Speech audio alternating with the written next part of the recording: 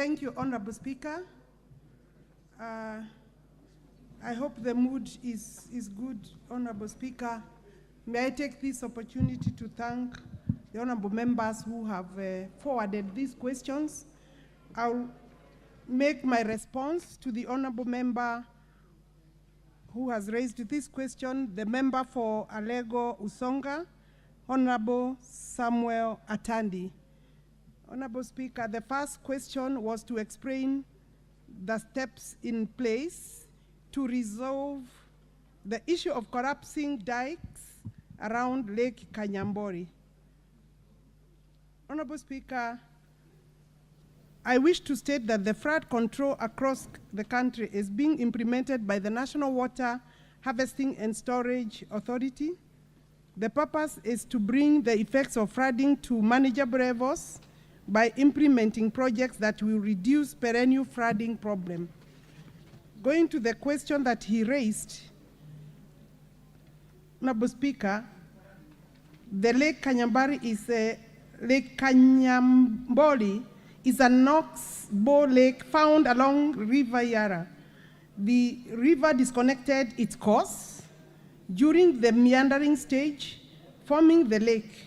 In 1968, the government of Kenya, in collaboration with Netherlands, constructed the retention dike to reclaim Yara swamp for agricultural purposes.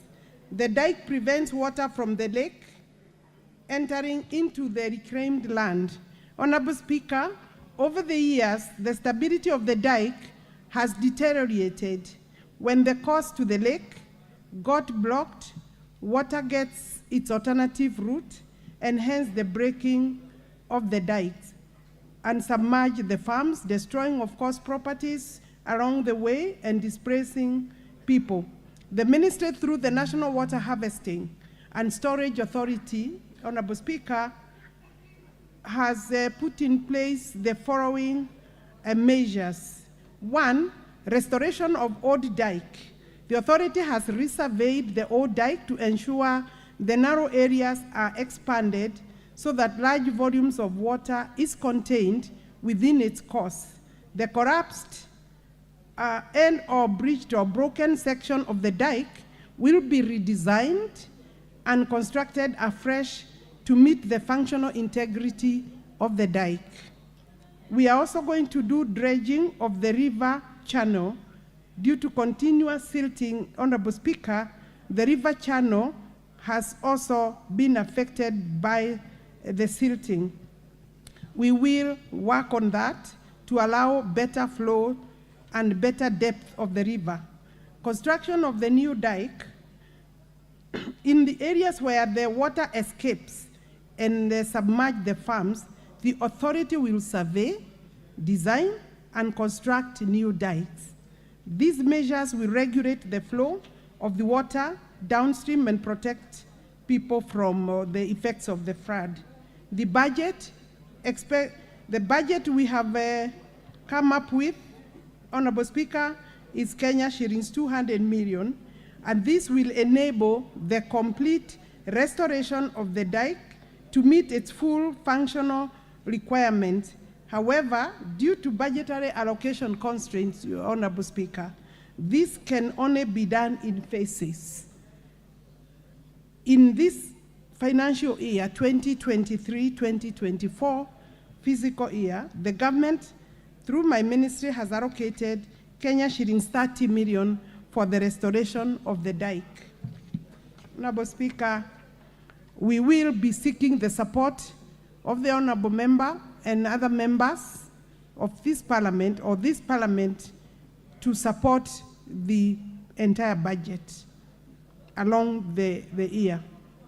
Honorable Speaker, I go to question number 2.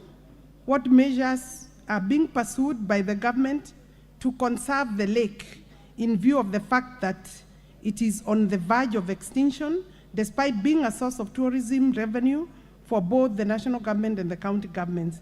Honorable Speaker, we have undertaken the following. A study on the lake catchment area to determine the intensity of the human activities which generate negative effects to the lake and River Yara. We will also sensitize the communities upstream to ensure that human activities are friendly to the environment and hence reducing the sediment in the lake or loading into the lake. We will also institute a program of dealing with desilting the lake and rehabilitate the deteriorated catchment area that will include the community around the lake. Yeah, Honorable Speaker, I've been also asked to indicate the timelines.